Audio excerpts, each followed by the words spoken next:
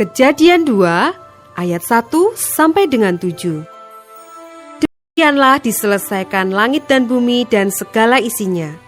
Ketika Allah pada hari ketujuh telah menyelesaikan pekerjaan yang dibuatnya itu, berhentilah ia pada hari ketujuh dari segala pekerjaan yang telah dibuatnya itu. Lalu Allah memberkati hari ketujuh itu dan menguduskannya.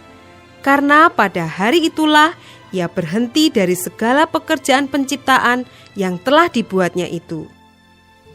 Demikianlah riwayat langit dan bumi pada waktu diciptakan.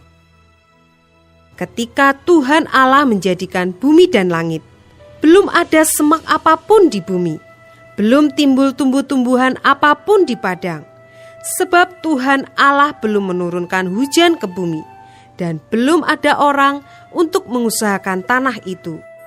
Tetapi ada kabut naik ke atas dari bumi dan membasahi seluruh permukaan bumi itu. Ketika itulah Tuhan Allah membentuk manusia itu dari debu tanah dan menghembuskan nafas hidup ke dalam hidungnya. Demikianlah manusia itu menjadi makhluk yang hidup.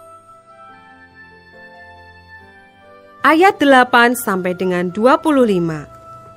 Manusia dan Taman Eden. Selanjutnya Tuhan Allah membuat taman di Eden, di sebelah timur. Disitulah ditempatkannya manusia yang dibentuknya itu. Lalu Tuhan Allah menumbuhkan berbagai-bagai pohon dari bumi, yang menarik dan yang baik untuk dimakan buahnya, dan pohon kehidupan di tengah-tengah taman itu, serta pohon pengetahuan tentang yang baik dan yang jahat. Ada suatu sungai mengalir dari Eden untuk membasahi taman itu, dan dari situ sungai itu terbagi menjadi 4 cabang. Yang pertama namanya Pison, yakni yang mengalir mengelilingi seluruh tanah Hawila, tempat emas ada. Dan emas dari negeri itu baik. Di sana ada damar bedola dan batu krisopras. Nama sungai yang kedua ialah Gihon, yakni yang mengalir mengelilingi seluruh tanah Kus. Nama sungai yang ketiga ialah Tigris, yakni yang mengalir di sebelah timur Asyur. Dan sungai yang keempat ialah Efrat. Tuhan Allah mengambil manusia itu dan menempatkannya dalam Taman Eden untuk mengusahakan dan memelihara taman itu. Lalu Tuhan Allah memberi perintah ini kepada manusia. Semua pohon dalam taman ini boleh kau makan buahnya dengan bebas.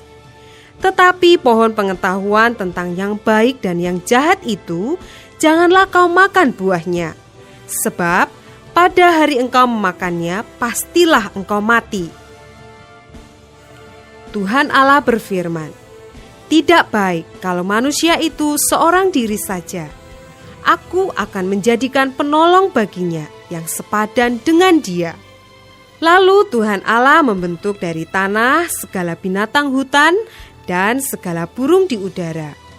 Dibawanyalah semuanya kepada manusia itu untuk melihat bagaimana ia menamainya. Dan seperti nama yang diberikan manusia itu kepada tiap-tiap makhluk yang hidup, demikianlah nanti nama makhluk itu.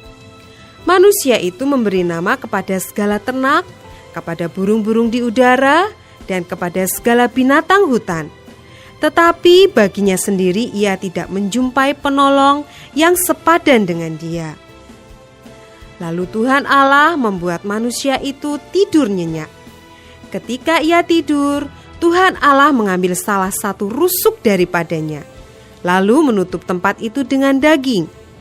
Dan dari rusuk yang diambil Tuhan Allah dari manusia itu, dibangunnyalah seorang perempuan, lalu dibawanya kepada manusia itu.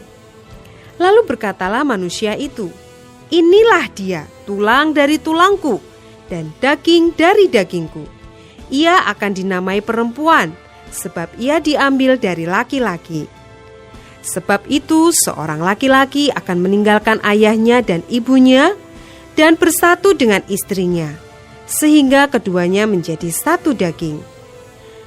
Mereka keduanya telanjang, manusia dan istrinya itu, tetapi mereka tidak merasa malu.